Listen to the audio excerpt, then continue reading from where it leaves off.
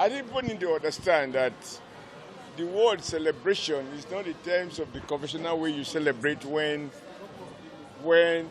life is abundant and you are happy and stuff like that. The essence of May Day is simply to recognize that at the beginning of the Industrial Revolution, the world order was such that the worker was not allowed to combine with another worker in order to protect his interest.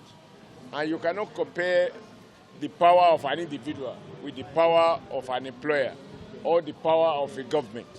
So May Day is basically to celebrate all the sacrifices made by workers more than 150 years ago to just have the right to speak with one voice and to challenge governments as employers and even challenge them as operators of state, as well as challenge private sector employers. That is what is being banked. That right exists. It is not to suggest that people are happy, life is in abundance. You can't be happy when, according to the statistics, so many people are unemployed. And it just means that there is tension on the few who are employed.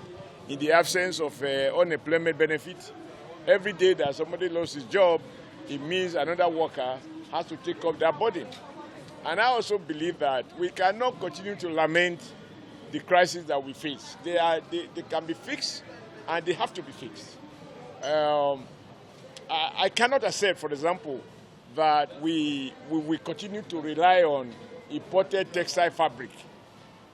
If Nigeria provides for the clothing requirement of 200 million people, you will have more than 10 million Nigerian workers employed directly. By the time you add the traders and the other tailors and garment factories, it will even be more.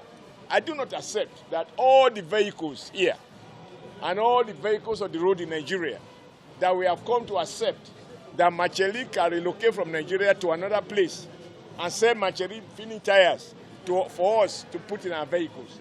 You know, I cannot accept that we have taken it as a given that Dunlop is gone, but their products will be imported to Nigeria. We do need radical industrial policies. This is not the time for diplomacy. It's time for frank, bold action. Think big and act even bigger. I don't believe that we can lament and wallow in self-pity and people will change what they do because they will have mercy. I believe we will reorder the system where we make it impossible for all the iniquities to continue to flourish. You know, I have my own views as to, a lot of these things. When if I hadn't become president of the NSC, my textile factory had closed, which means I would have been unemployed, and I'm not sure what would have happened to my children, and even now my grandchildren. So I have no difficulties in understanding the challenges that we face. And we also have to recognize that of these 30-something or 33% million people talk about, the real challenge I see is the fact that many of these guys are simply not going to be employable because they were not educated. We cannot accept that Nigeria is the capital of out-of-school children. How can governors explain that? I was a governor.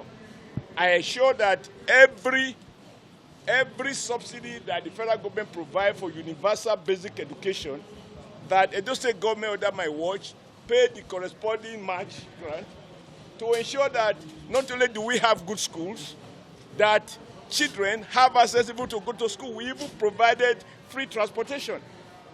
Now, when people say they don't have enough money, talking about minimum wage, for example, I have seen a lawyer who registered a company for 250 million naira in this country, when naira was about, that 250 million naira was more than $2 million. A country that can afford to give one lawyer like that same lawyer is writing every day that minimum wage is not realistic. You know, a governor that buys the Toyota Land Cruiser for whatever is the price in Sokoto, in Kaduna, in Edo, in Rivers, in Zamfara, in Lagos, when they are buying those vehicles, do they tell the employer, the marketer, sell according to the ability of my state? They pay the market price. So why will you selectively apply this very dubious logic of ability? Nobody has ability for anything except what you believe in. And nobody has resources for anything except what you regard as a priority. You know, you cannot have a National Assembly that takes so much every day, every week, every month, and on that floor of the National Assembly, somebody is questioning why a Nigerian worker should earn $60 for 30 days, which is less than about $2 a day. We have to re-engage. And for me, I am a believer that if you are at the top of the mango tree and you are feasting on top of the mango tree, and I'm on the ground, and you are trapping my head, I may have to grab your feet. So I believe Nigeria is fine. But the only thing I worry about is this resurgence of ethnic champions. Ethnic champions and even religious bigots who now partition the country in a way that the ruling class unite in comfort, but they go back to their localities and play up primordial sentiments. You know, I argued just 2 days ago that if there is going to be rotation or divisions or whatever, or there's going to be fight between anybody, it cannot be between northern and southern, eastern and western. It has to be between the poor and the rich. These are the two classes that exist. You know it. You cover the media. You cover the nation. So, but when you oppress your own people and they want to ask questions, you point to the other tribe or you point to your religion. But those are not the issues. I think that the beauty of Nigeria Labour Congress and of organized national platforms such as this is that they are organized across all the divide, regardless of religion, regardless of any of those primordial sentiments. And we need more of those national institutions. It hurts me, for example, that anybody who has had opportunity like me, I was once president of Nigeria Labour Congress, speaking for all workers. Anybody who has had opportunity to be a minister of the Federal Republic of Nigeria has no right to begin to question the unity of our country. Anyone who has been a national player, and those who are talking today are precisely the people who are responsible for the structure as it is today. Whatever we want to do, we must recognize that in every state, in every local government, in every community, we have the good people, we have the bad people. And I want the Nigerian workers to organize across all the primordial settlements and become a force capable not only of talking, but also asserting and preventing bad governance.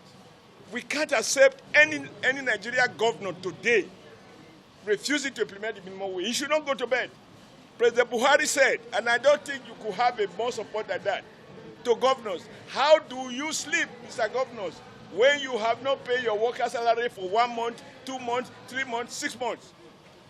If I have a commander-in-chief saying that, I don't need any other license to close down any of those states that refuse to perform.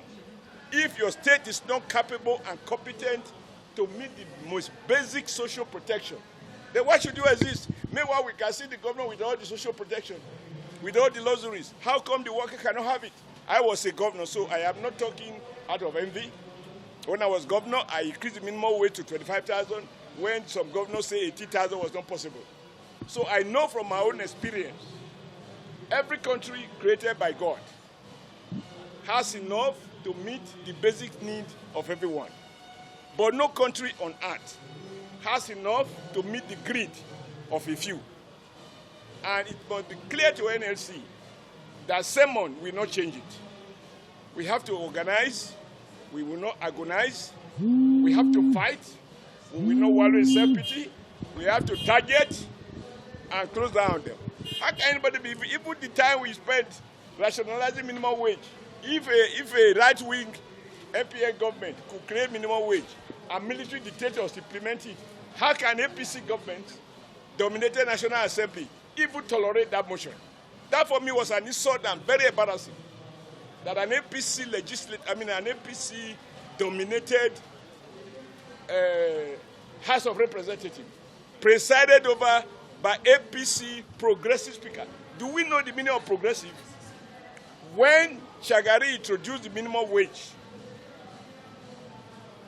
governor of blessed memory, Governor Balarabe Musa and Abubakar Rimi of Kano decided that PRP will pay better than MPN, and they decided to pay 107,000. I mean, 127 naira. That 2 naira, they said, was to show that they are progressives, right? The last time I had the opportunity to talk to progressive governors in Jos, I said to them, for Nigerians to know the difference between progressive and conservative, it will be my joy to see that every progressive governor is the first to pay. So it cannot be something that we'll be discussing. You will see President Biden. Nigeria always talking about American federalism, American federalism. Can they borrow from American president now who says that to overcome the devastating consequences of COVID-19, that they have to stimulate the purchasing power of ordinary workers, not only by giving them checks, as they did, but also now voting huge sums of money to deploy to infrastructure so that more people can be engaged. Economics is not rocket science. It's substantial common sense. And it's about will, it's about values. Yes. In your own words, are you saying I'm under detention now? No, sir. You're saying we should hold the government responsible for not implementing what they said they will implement. Any governor who failed to implement the law should not just be challenged by mouth. He should be engaged. That's what I believe in. I don't believe it's about words. Because these governors could decide to wear ear mask. But you can shut them down. We have the power. That is why we organize labor, not to lament, not to regret, not to appeal to emotion, to face anybody who faces us. Any governor who refuses to pay 18,000 should not sleep. He should not. Thank you so much. Not for 1 month, not for 2 months.